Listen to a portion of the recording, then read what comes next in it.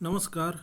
BA भाग 2च्या अर्थशास्त्र या विषयामध्ये आपण राष्ट्रीय उत्पन्नाच्या संकल्पना अभ्यासत होतो. राष्ट्रीय उत्पन्नाच्या 5 संकल्पना आहे किंवा 5 पद्धती आहे असं आपल्याला म्हणता येईल. त्यामध्ये स्थूल राष्ट्रीय उत्पादन, निव्वळ राष्ट्रीय उत्पादन, स्थूल देशांतर्गत उत्पादन, निव्वळ देशांतर्गत उत्पादन. यातील स्थूल राष्ट्रीय उत्पादन, ज्याला ग्रोस नॅशनल प्रोडक्ट GNP असं सुद्धा म्हटलं जाते. आता स्थूल राष्ट्रीय उत्पादन कशा प्रकारे काढले जाते हे आपल्याला या ठिकाणी बघायचं आहे.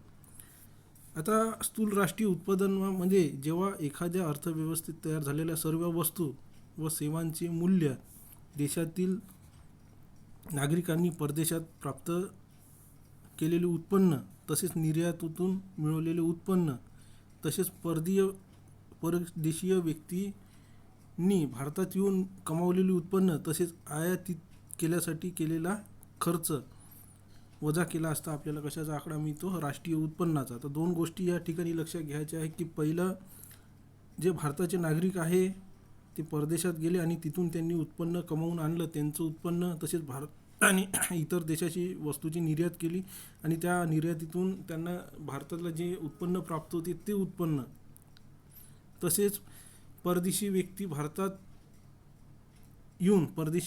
भारतात येऊन काही उत्पन्न कमावलं, तसेच परदेशातून काही वस्तू भारतात विकत घेतल्या आणि विकत घेण्यासाठी जो खर्च केला, या दोघां एकमेकातून वजा केले की आपल्याला स्थूल राष्ट्रीय उत्पादनाचा आकडा मिळतो. याची व्याख्यासुद्धा केली आहे की स्थूल राष्ट्रीय उत्पादन म्हणजे एका वर्षाच्या कालखंडात जेवढ्या अंतिम वस्तू आणि सेवांचे उत्पादन केले जाते त्यांची पैशात व्यक्त होणारी किंमत, यामध्ये घसारा खर्च यांचा सुद्धा समावेश असल्यामुळे मिश्र राष्ट्रीय उत्पन्न सुद्धा म्हणतात. घसारा खर्च म्हणजे वस्तूच्या देखभालीसाठी जो खर्च केला जातो, कारण वस्तूंची झीज होत असतात. आपल्याला माहीत आहे की एखादी यंत्र आपण वापरतो तर यंत्राची झीजसुद्धा होते आणि या यंत्राची झीज भरून काढण्यासाठी जो खर्च केला जातो त्यालाच काय म्हटलं जाते? घसारा खर्च.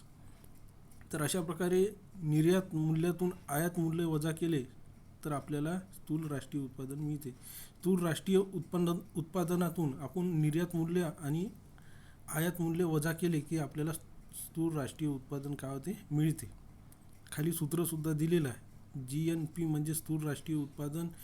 स्थूल राष्ट्रीय उत्पादनातून आपल्याला माहीत आहे की आयात मूल्य आणि निर्यात मूल्य काय केलेले आहे? वजा केलेले आहे. त्याच्यातून स्थूल राष्ट्रीय उत्पन्न हे प्राप्त झालेले आहे. त्याच्यानंतर आहे निव्वळ राष्ट्रीय उत्पादन. आता यामध्ये केवळ घसाऱ्या खर्चाचा समावेश नसतो. निव्वळ राष्ट्रीय उत्पन्नामध्ये घसाऱ्या खर्चाचा समावेश नसतो, म्हणून स्थूल राष्ट्रीय उत्पादनातून घसारा खर्च वजा केला की आपल्याला निव्वळ राष्ट्रीय उत्पादन हे प्राप्त होते. याची व्याख्यासुद्धा तशीच केली आहे की स्थूल राष्ट्रीय उत्पादनातून घसारा खर्च वजा केल्यानंतर जे उत्पन्न शिल्लक राहते त्याला काय म्हटलं जाते? निव्वळ राष्ट्रीय उत्पन्न. GNPतून घसारा खर्च वजा केला तर आपल्याला निव्वळ राष्ट्रीय उत्पन्न हे प्राप्त होते. त्याच्यानंतर आपल्याला बघायचं आहे स्थूल देशांतर्गत उत्पादन आणि निव्वळ देशांतर्गत उत्पादन. हे दोन्ही उत्पादनाच्या पद्धती आपण यानंतरच्या पुढच्या तासिकेमध्ये आपण व्यवस्थितरित्या त्याला समजून घेण्याचा प्रयत्न करू. धन्यवाद.